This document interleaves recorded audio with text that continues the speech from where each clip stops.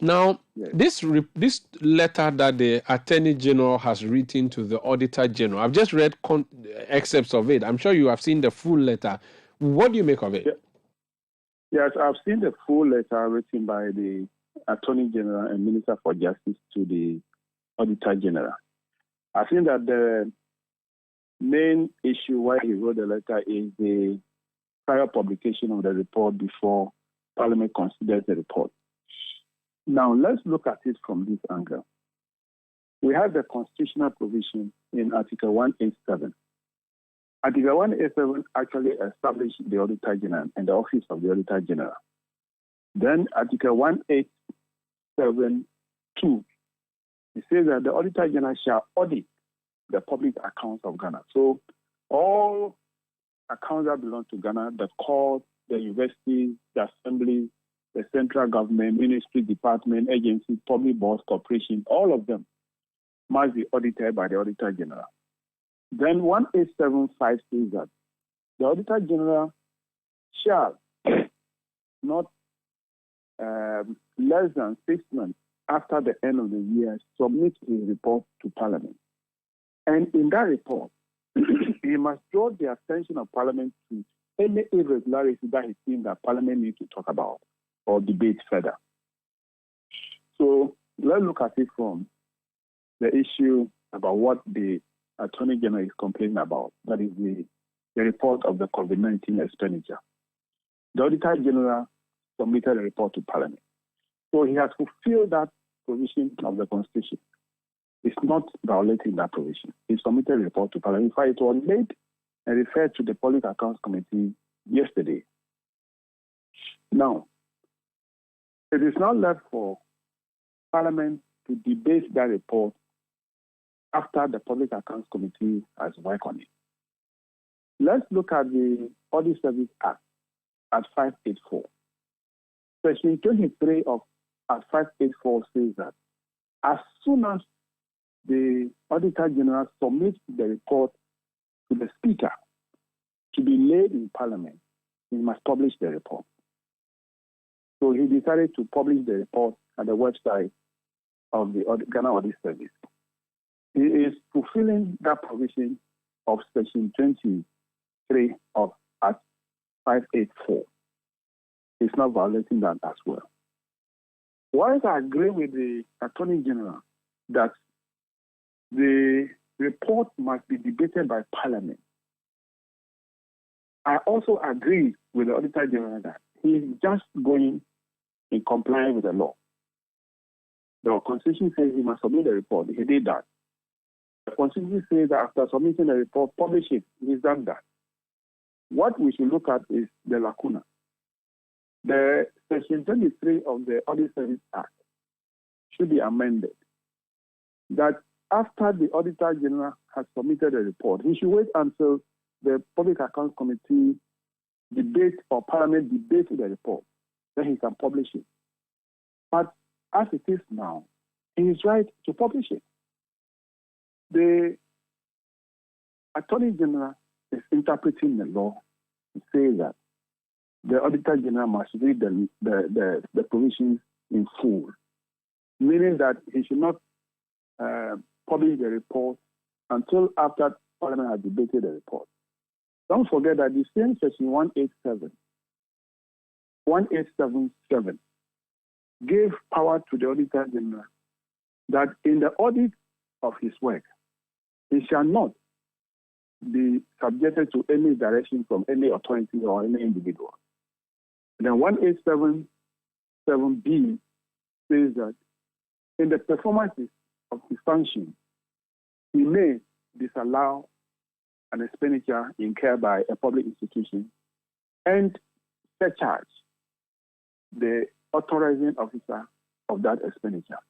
All those things are in the Constitution. Now, the issue here is that if an auditor goes to audit and you realize that there's an infraction, an expenditure which he thinks is against the law, does he need to wait until Parliament debates that report before he surcharge? Because the Constitution says that in the course of his work, he may disallow the expenditure and surcharge. So there's a lacuna all over there which need to be addressed. That is my view and opinion on the letter sent by the Attorney General to the Auditor-General. So it means generally you agree with the Attorney General that that process should be followed, except that you do not think the Auditor General has breached any law by doing what the Attorney General is asking him not to do. Exactly. The Auditor General did not breach any provision of the Constitution, did not breach any section of the law. He just complying with the law and the provision in the Constitution. However, you agree with the AG. I agree with the AG that the report, one section, Article 187.5 says that the report should be submitted to Parliament. And so let me just read that for purpose of our listeners. 1875 of the Constitution says that the Auditor General shall, within 6 months after the end of the immediately preceding financial year to which each of the accounts mentioned in clause 2 of this article relates, submit his report to Parliament and shall, in that report, draw attention to any irregularities in the accounts audited and to any other matter which is in his opinion ought to be brought to the notice of Parliament. Of Parliament, yes. Good. So that's what 5 says. 6 says, Parliament shall debate the report of the Auditor General and appoint, when necessary in the public interest, a committee to deal with any matters arising from it. Exactly. So the debate of Parliament, that Parliament shall debate the report. When the report comes in voluminous form, we cannot lay that report and debate it. So it is referred to the Public Accounts Committee, who work and call the individuals involved and interrogate them, and then come out with a report, a final report. Because some of the issues that the Auditor General was drawing the attention of Parliament to it might have been resolved. The outstanding ones will then be recommended by the committee, the Public Accounts Committee, for Parliament to debate. After that debate, Parliament needs to also appoint a committee if it is necessary to do a follow-up. That is another issue altogether there. So the Auditor General has submitted a report, all right. The same time, the Section 33 of the Act 584 says that he must publish it, and he's gone ahead to publish it. So until that amendment is done, the Attorney General shall not or should not ask the Auditor General to withdraw that publication from the website. So for you, that publication should not be withdrawn. But do you agree that it is unfair, it is prejudicial, and even flies in the face of the Constitution, the fact that it is published and discussed in the plenary, public plenary, before your house finishes its work? I agree that the report should be debated by Parliament before any action is taken. On that note, I call for an amendment of the Audit Service Act so that publication referred to in Section 23 should be removed. But what about the part where an argument would be made that if that is not done, the public will not know the full detail of what is in the Auditor General's report? Because, mind you, as Public Accounts Committee, it's not everything in that report that you discuss, is it? It's just portions that you choose. But the media, when it is published, will decide which areas would be newsworthy for the people. And if subsequently these people are found to be exonerated, the same media gives the live coverage of your proceedings and will give the public the same view. It is not true that we select sections of the report. In fact, we deal with the entire report. Anything that is published as an infraction, as a committee, we deal with all of them.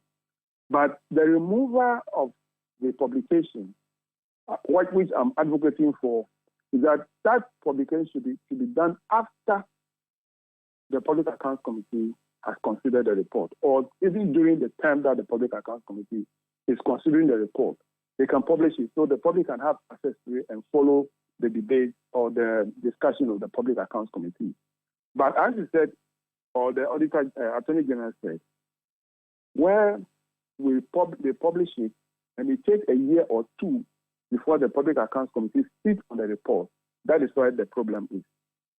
But again, we are, as a committee, federal committee in the Parliament, we are working feverishly to remove that barrier or arrears.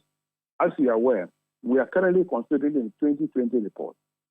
By the close of this year, God willing, we will be done with 2021 report. So early next year, we'll be doing 2022 report. So you see that there will not be any arrears again in terms of the report of the Auditor-General. So that is one way also to resolve the matter.